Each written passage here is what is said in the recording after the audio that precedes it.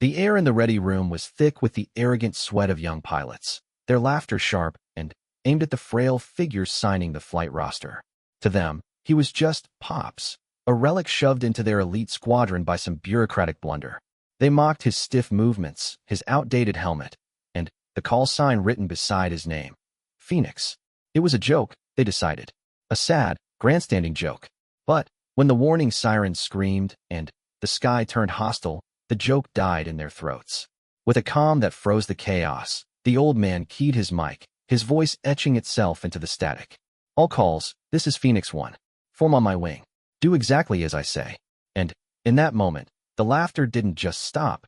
It was incinerated by the ghost of a war they'd only read about. The ready room of the 94th Fighter Squadron hummed with a particular kind of energy, the charged, cocky atmosphere of men who believed they were the best because they had never truly been tested. The walls were lined with patches and photos of sleek, modern jets, a shrine to speed and technology.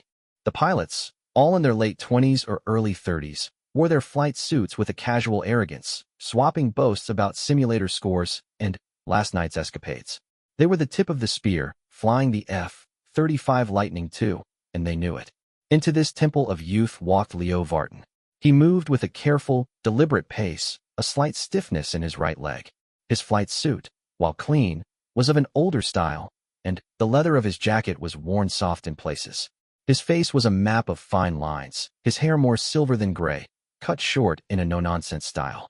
He carried a simple helmet bag, its fabric faded. The squadron intelligence officer, a young woman named Captain Reyes, escorted him to the front.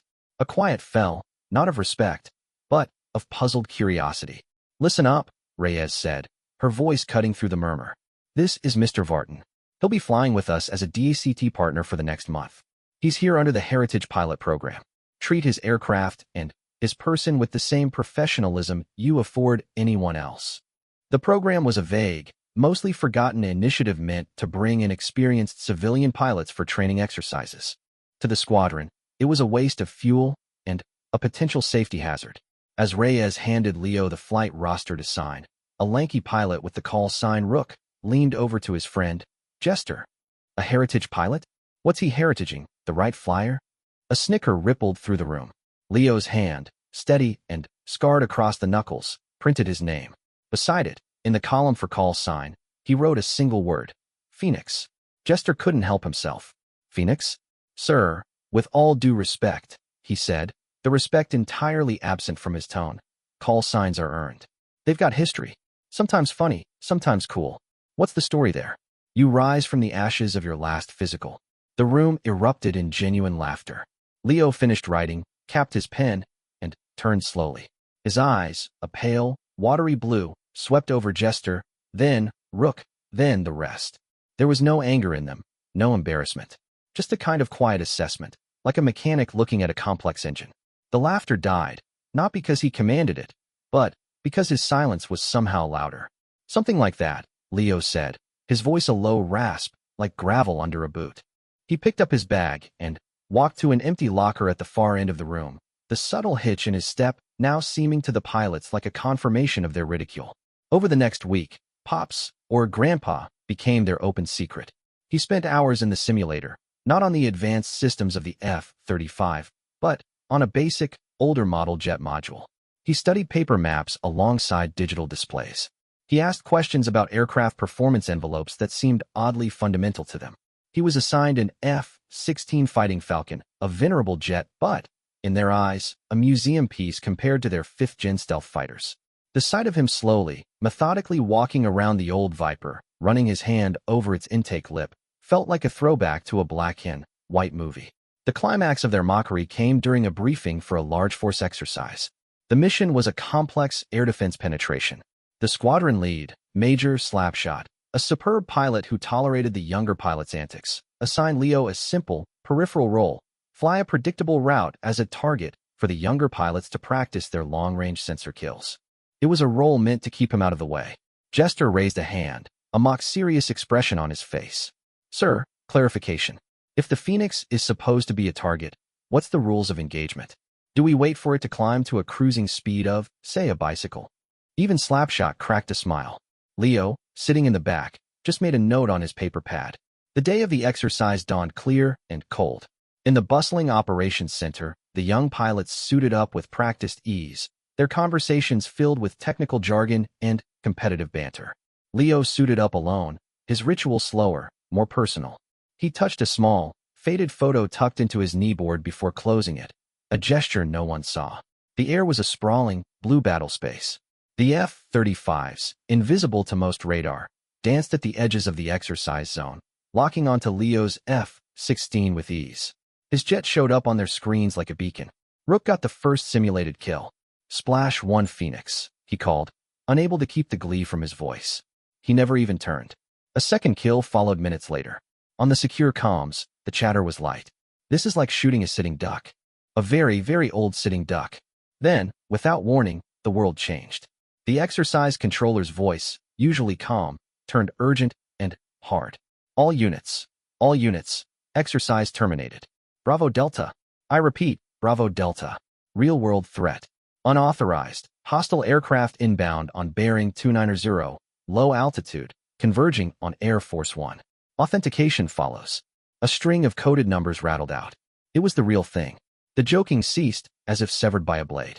Air Force One, with the president aboard, was returning from a Pacific summit and had been directed to their region's major airport due to a mechanical issue.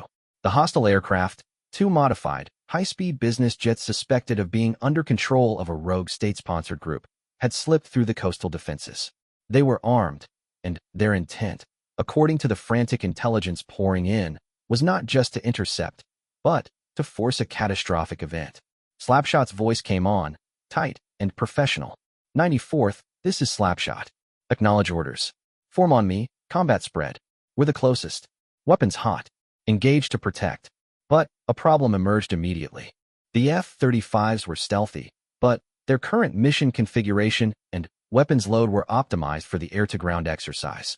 Their sensors were incredible, but the rules of engagement for this real-world, politically explosive scenario were a tangled mess in their minds. The hostile aircraft were flying low, using terrain masking, and were mixed in with civilian air traffic. A mistake could be catastrophic. The weight of the real world, with its moral and political consequences, pressed down on the young pilots. Their cocky confidence evaporated, replaced by a cold, paralyzing fear of the wrong move. The comms filled with tense, confused questions about IFF, positive ID, and engagement authority. In that maelstrom of rising panic, a new voice clicked onto the frequency. It was the same gravelly rasp from the ready room, but now it was flat, calm, and carried an absolute, unshakable authority. It was a tone forged in a different kind of fire. All calls, this is Phoenix One. The identifier was so absurd, so out of place in this life-or-death moment, that it actually created a second of dead air. Form on my wing. Do exactly as I say. The order was impossible. It was insane. He was a civilian in an old jet. But the alternative was a spiraling confusion that might doom the mission. Slapshot, his own mind racing, made a split-second decision. 94th, acknowledge Phoenix One. On you. It was a surrender to instinct, to the sheer command in that old man's voice. On their screens, they saw the blip of Leo's F-16, which they had been mockingly hunting minutes before, suddenly dive toward the deck, not away from the threat, but perpendicular to its path. Jester, Rook, take high cover at Angels 20. Leo's voice continued, devoid of all emotion. Slapshot, you're with me. Run your emitter and stand by. They're listening for you. They can't hear me. And, with a sickening, awe-inspiring lurch, they understood. His old F-16. It wasn't stealthy. It was irrelevant. To the hostile aircraft, with their older generation sensors, the F-35s were ghosts, but the F-16 was a clear, military target. He was making himself the bait. The world narrowed to the rush of terrain and the steady, unnerving calm of Leo's voice in their helmets. The two hostile aircraft, sleek and menacing on the data link, were skimming the desert floor, using canyons as cover. Their course was a direct intercept with Air Force One, now a precious, vulnerable symbol on their screens, minutes from landing. Slapshot, drop back 5 miles, Leo ordered. Light up your targeting pod only. I want you to be my eyes, not theirs. Tell me what they're doing, not what their radar sees. Copy, Phoenix, Slapshot responded, the unfamiliar call sign feeling both strange and necessary on his tongue. The Major's mind was reeling. This was not in any manual. This was a knife fight, not a sensor duel. Leo's F-16 was now a roaring dart just 50 feet above the sagebrush, a blatant, screaming signature on any radar that cared to look. He's painting himself, Rook whispered over a private channel to Jester, who was holding high altitude, his advanced sensors scanning the chaos below. Jester, Leo's voice cut in, as if he'd heard the whisper. The lead bogey has a tail-warning radar. He knows I'm behind him. He'll break left. When he does, he'll present his flank to you for 3 seconds. You will have a missile shot. Do not take it. What? What? Jester blurted, his finger hovering near the trigger. Because his wingman is hanging back, waiting for a missile launch. He'll see your plume, and you'll eat a heat seeker. Hold your fire. The data on Jester's screen confirmed it. The second hostile aircraft was lagging, its sensors clearly searching the skies, not the ground. It was hunting for the stealth fighters it knew must be there. Leo was playing a game they didn't know, with rules written in a different time. Just as Leo predicted, the lead hostile aircraft, spooked by the persistent radar lock from the old F-16 behind it, banked hard left to climb and confront its pesky tail. For a beautiful, clear moment, it slid into Jester's firing solution. The computer beeped a solid lock. Every muscle in Jester's body screamed to fire. He saw not a jet, but the grinning face of the old man in the ready room. Do exactly as I say. With a hissed curse, he took his finger off the trigger. In that moment, the wingman, confused by the lack of reaction, made a mistake. He pulled up slightly to get a better visual. It was only for a second, but it was enough. Slapshot now, Leo said, quiet as a sigh. He's yours. Slapshot, hanging back and virtually invisible, had been tracking the wingman with his electro-optical pod. He saw the glint of the canopy in the sun. He had a positive visual ID, a clear shot away from civilian traffic. He squeezed the trigger. A simulated missile launch registered on the system, but the controller's voice came over instantly. Splash bogey 2. Confirmed kill. 1 down. But the lead hostile, now enraged and desperate, was in a climbing turn, seeking Leo. The F-16 was agile, but the modified business jet had surprising power. It was a twisting, brutal dogfight at low altitude, the kind the F-35 pilots had only seen in history documentaries. Leo flew not with computer-assisted perfection, but with a brutal, physical economy of motion. He bled speed in turns when logic said to keep it. He rolled when he should have climbed. He was fighting the plane, the enemy, and the ground itself. He's driving him toward the canyon, Rook observed, his voice hushed. The restricted zone. The restricted zone was a network of deep, narrow canyons, forbidden for low-level flight, even in training. It was a pilot's nightmare of sudden turns and rock walls. The hostile pilot, either reckless or thinking he could outrun the older jet, plunged into the first canyon. Leo followed without hesitation. Phoenix, your altitude. Slapshot called out, alarm breaking his professionalism. No response. On the data link, the 2 blips, one red, one blue, weaved through the digital canyon walls on their screens. It was a deadly game of chicken played at near supersonic speeds. The pilots in their high-tech cockpits could only watch, listening to the harsh rasp of Leo's breathing over the comms, the grunt of effort as he pulled G-forces that his body had no business enduring. Then, the hostile pilot made his fatal error. Trying to shake Leo, he took a tight, blind branch of the canyon. It was a dead end. On the comms, they heard Leo's voice, not to them, but a muttered, almost private command to himself. That's enough. Instead of following, Leo pulled his F-16 into a near-vertical climb, standing the jet on its tail, rolling it over at the apex, and dropping back down the way he came. He didn't fire a shot. A second later, a different controller's voice came on. Bogey 1 is down. I repeat, Bogey 1 is down. Pilot initiated ejection. Aircraft impacted terrain. Silence on the frequency. The threat was over. Air Force One, unaware of the dance of death that had just unfolded, landed smoothly. The flight back to base was quiet. The usual post-mission banter was dead.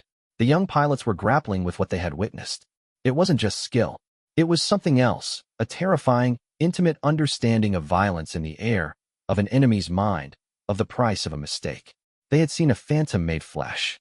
When Leo's F-16 taxied in, its gray paint dusted with desert sand from the canyon flight, a crowd was waiting. Base commanders, security, a man in a dark suit. Leo climbed down the ladder slowly, his movements stiffer than ever. He pulled off his helmet, his face pale and drawn, sweat matting his silver hair. He looked every one of his years, and 100 more. As a medic started toward him, the man in the suit stepped forward first. He didn't offer a hand. Instead, he stood at attention and gave a crisp, formal nod. "Colonel Vartan," the man said, his voice low. "The president is safe. Thank you." The word hung in the hangar air. "Colonel." Jester, who was standing close enough to hear, felt the world tilt. Slapshot closed his eyes. Rook just stared. Leo, ignoring the title, looked past the suit to the young pilots. His pale eyes found Jester's. There was no triumph there. No, I told you so. Only a deep, unutterable weariness. He gave the slightest nod, then let the medic lead him away. The story exploded, of course. But the official report was sanitized. A combined force of the 94th had neutralized the threat. The Heritage pilot's involvement was a footnote. But in the squadron, the truth was a living thing. The next day, Leo was back in the ready room, earlier than anyone else. He was studying a map. The pilots filed in, one by one. No one knew what to say. The laughter was a ghost, haunting them with its stupidity. Slapshot finally walked over. He didn't call him Pops, or Grandpa, or Mr. Vartan. "Sir," Slapshot said, the word feeling both inadequate and absolutely necessary. That maneuver in the canyon, the Immelman reversal into a split-S descent. I've never seen it flown like that. Not in real life. Leo looked up. It's not in the manual. You learn it when you have a MiG on your tail and a mountain in your face. He paused, then added, the pilot who taught it to me called it the Phoenix turn. You burn up all your energy to come back down on the enemy from an angle they've already dismissed. The name of the turn is call sign. The pieces were there, but the picture was still incomplete and terrifying. "Who were you, sir?" Rook asked, the bravado gone from his voice, replaced by raw need. "Really?" Leo studied the young faces. All turned to him now, not with mockery, but with a desperate, hungry respect. He sighed, a sound like wind over a forgotten field. "That's a long story for another day," he said. "For now, we have work to do. Your sensors are magnificent, but they can't tell you what a man will do when he's scared, or proud, or cornered. That," he said, tapping his temple with a scarred finger, "you have to learn. And the lessons are written in blood I'd rather you never had to spill." He turned back to his map. But the silence in the room was no longer empty. It was full of questions, of awe, and of the first, faint understanding that they had been flying in the shadow of a giant, and had been too busy laughing to notice. The days that followed were a quiet revolution. The ready room was no longer a locker room. It became a classroom. Leo Vartan, the man they now only addressed as Sir, or, tentatively, Phoenix, was a patient but unforgiving instructor. He began with the basics, but these were not the basics from their flight manuals. He spread out old, creased aerial photographs over their digital tactical displays. "See this shadow," he'd say, his finger on a grainy image of a mountain pass. "The sun is at 10 o'clock. A smart pilot will hide his approach here, in the sun-blinded valley. Your radar won't see him until he's already fired. You have to know the light." He made them fly the old F-16 in the simulator, stripping them of their sensor fusion, their helmet-mounted displays, their data-linked God's eye view. "You're blind," he'd rasp over the comms as they floundered. "Now learn to see. Use your Mark 1 eyeball. Feel the aircraft. What's it telling you? A vibration, a pitch change. That's your first warning. Your computer telling you a missile is launched is your last warning." Jester, humbled and fiercely determined, was his most avid student. One afternoon, after Jester had successfully evaded a simulated attack by using a river's surface glare to mask his brake, Leo gave a rare, slight nod. "Good. You're thinking like a pilot, not a system operator." "Sir," Jester ventured, during a debrief. "The way you flew in the canyon, you knew exactly what that hostile pilot would do." "How?" Leo leaned back in his chair, the old leather groaning. "He was good. But he was trained in a doctrine. Aggressive, linear. See a threat, eliminate it. He saw my old jet as an insult, a challenge to his superiority. His ego wrote his flight plan. I just read it." He looked at each of them. "Your greatest weapon isn't your missile. It's the man in the other cockpit. Is he tired? Is he angry? Did he just get chewed out by his commander? These things matter. They decide fights." The mystery of Phoenix deepened, becoming a quiet obsession for the squadron. Rook, tasked with updating the squadron's heritage plaque, took it upon himself to dig. The name, Leo Vartan, yielded nothing in modern databases. But Digging deeper into declassified archives from decades past, he found a single, redacted line in a report about a long-forgotten conflict. Asterisk, Operation Silent Falcon, 1988. Loss of aircraft F-4 Phantom, call sign Phoenix. Pilot, MIA. Asterisk Mia. Missing in action. The date was nearly 40 years ago. It didn't make sense. How could a man declared missing in action be here, now, older, but very much alive? Rook took his finding to Slapshot. The Major's face grew grim. This goes beyond us, Rook. Drop it. Officially. But the unofficial order was clear in his eyes. Find out. The opportunity came during a training deployment to a joint base on the coast. In a dusty, rarely visited base library annex, amidst microfiche records, Jester and Rook found a cache of old after-action reports from the Cold War-era border skirmishes. And there it was, buried in a heavily censored document about a covert aerial engagement over a hostile, mountainous region. Phoenix Flight 2XF-4 Phantoms, engaged by superior numbers. Phoenix 2 was lost to enemy fire. Phoenix 1, pilot, Captain L. Vartan, WSO, First Lieutenant M. Chun, pursued into hostile territory. Last transmission indicated catastrophic damage. Search and rescue was untenable. Both crew declared MIA, presumed Kia. Asterisk presumed killed in action. But that wasn't the end. A footnote, added years later in a different typeface, stated, asterisk, human intelligence in 1998 suggested a single surviving American pilot was held in extreme isolation at a black site prison known as the Keep in the Zars Mountains for a period of 10 years. No official confirmation or recovery was ever made. Asterisk 10 years. In isolation. The math was brutal and undeniable.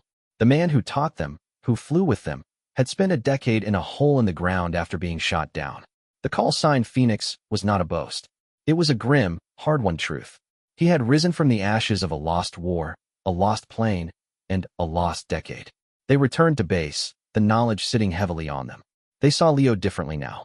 The stiffness in his leg wasn't just age. It was probably from an old ejection injury, or worse, from his imprisonment. The calm in his eyes wasn't just patience. It was the stillness of a man who had seen the absolute bottom of human experience and had chosen, somehow, to climb back out. They didn't dare ask him about it, but he knew they knew. A new understanding passed between them, wordless and profound. The final test came unexpectedly, not from a hostile aircraft, but from nature. A massive, fast-moving storm system, a supercell of legendary ferocity, converged on the region during a critical joint force exercise involving tanker aircraft and high-value surveillance planes. The powerful storm was a swirling chaos of lightning, hail, and tornadoes, rendering radar useless and creating wind shears that could tear a jet apart. The exercise command ordered an immediate, full retreat to alternate bases hundreds of miles away. It was the only safe call. But, as the squadron prepared to bug out, a distress call cut through the storm static. It was a lone RC-135 rivet joint, a giant electronic eavesdropping plane. It had been on the edge of the storm, its engines now failing due to catastrophic hail damage. It was going down, with 25 souls on board, in the most violent part of the storm. The rescue helicopters were grounded. It was a death sentence.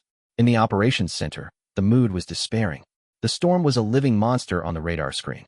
Sending anyone in was suicide. Then, Leo stood up from his chair in the corner. He walked to the plotting table, his movements deliberate. He picked up a grease pencil and drew a line on the clear plastic over the weather map. It was a crazy, zigzagging path, darting between the red cells of the storm, using the topography of the land as a guide. It can be done, he said, his voice barely audible over the howl of the wind outside. Leo, no, the wing commander said. That's a one-way trip. Even if you find them, you can't land. You can't hover. I'm not going to land, Leo said. He pointed to a small, abandoned government airstrip on the map, a 10-mile stretch of cracked concrete in a valley slightly shielded by a mountain range. It was directly downwind of the rivet joint's projected crash path. They'll have to glide it in. The storm winds are from the west-northwest. If they can ditch there. He trailed off, the plan's insanity hanging in the air. It's 1,000 to 1 shot, Slapshot said. But his eyes were on the line Leo had drawn. It was the flight of a man who understood chaos, who could navigate not just air, but despair. It's the only shot they have, Leo replied. He looked at the young pilots. I'll need a wingman. To watch the weather behind me. To talk me through the worst of it. To bring the rescue coordinates home if I don't. The room fell silent. It was a volunteer-only mission into a meat grinder. Jester stood up. I'll go. Leo looked at him, and, for the first time, they saw something like regret in his eyes. He wasn't asking for a hero. He was asking for a witness. He gave a single, slow nod. Minutes later, 2 jets roared down the runway, not away from the black anvil of the storm, but directly into its maw. Leo in his F-16, Jester in his F-35, side by side. The last thing the controllers saw was Jester's stealth jet falling in behind the old, brave silhouette of the Viper, like a falcon following an eagle into a hurricane. Inside the storm, the world ceased to exist. Lightning flashed constantly, illuminating nightmare clouds that spun like demons. Hail hammered the canopies. The turbulence was violent, a roller coaster in the dark. Jester, with his advanced radar, was effectively blind. The storm scattered his signals into nonsense. He was flying by instinct, by faith, and by keeping his eyes locked on the faint strobe light of Leo's jet ahead. Leo's voice was a metronome in the chaos. Hard right now. Climb 500 feet. Stick with me, Jester. The river valley is below us. It'll channel the wind. Ride it. They were flying by geography, by memory, by a feel for the air that was pre-digital, primal. Jester understood now that Leo's decade in the dark had tuned his senses to a different frequency. He could feel the storm's structure. After an eternity, they broke into a temporary, violent clearing.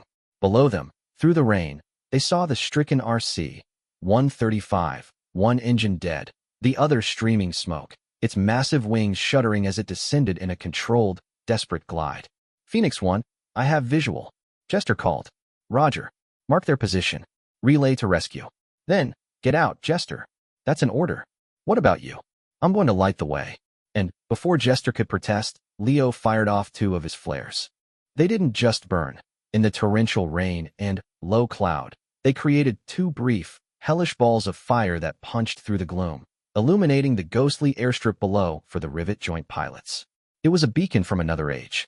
Jester, his heart in his throat, relayed the final coordinates, and then peeled away, fighting the storm back toward the edge. He glanced back once. In the last flicker of the dying flares, he saw the silhouette of the F-16, orbiting like a guardian angel over the descending giant, guiding it down into the darkness. The silence on the comms as Jester emerged from the storm was the longest of his life. Then, a broken, static-filled transmission from the Rivet Joint. On the ground, repeat. We are on the ground. Wheels down, some injuries, but we are down. A cheer erupted in the operations center, but it was quickly stifled. There was no word from Phoenix 1. Jester, his fuel critically low, was ordered to return to base. He landed in a silence heavier than the storm. They waited. An hour. 2. The storm began to dissipate. A search and rescue team was scrambled toward the abandoned airstrip. Just as hope was fading, a call came from an air traffic control tower 200 miles south, in a small civilian airport. A tired-sounding man had just landed an F-16 with heavy battle damage, almost out of fuel. He had followed the river valleys and used the storm's tailwinds, nursing his wounded jet home on a ghost of an engine. When the sun broke through the clouds that evening, Leo's jet was towed into the hangar. Its surface was pitted by hail, the paint scarred. The ground crew found it nearly out of fuel, and one of its navigation systems had been fried by lightning. Leo himself was sitting on a toolbox, drinking a cup of water, looking utterly spent. The wing commander walked up, followed by every pilot of the 94th, Colonel Vartan. The commander began, his voice thick. Leo held up a hand. Leo is fine, sir. He looked at the young faces around him. Jester, Rook, Slapshot, all of them. He saw no laughter now. He saw the future. He saw pilots who had learned that the machine is only as strong as the man inside it, that data is no substitute for wisdom, and that some call signs are not given, but forged. He struggled to his feet, the stiffness pronounced. He set the cup down. The lesson today wasn't about storms, he said, his rasp softer now. It was about being there. When it's impossible, and all the screens tell you to run, you have to decide if you're the kind of pilot who lands safely, or the kind who lights the way. He paused, looking at the battered silhouette of his F-16. I think you know which kind you are. He didn't give a speech about his past. He didn't need to.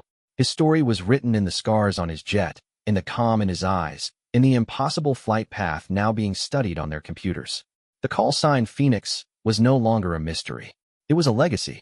And as Leo walked slowly out of the hangar, the sunset blazing orange and red behind him, the young pilots of the 94th stood in a silence that was no longer awkward, but deeply, powerfully respectful. They had met a ghost, and the ghost had taught them how to be alive.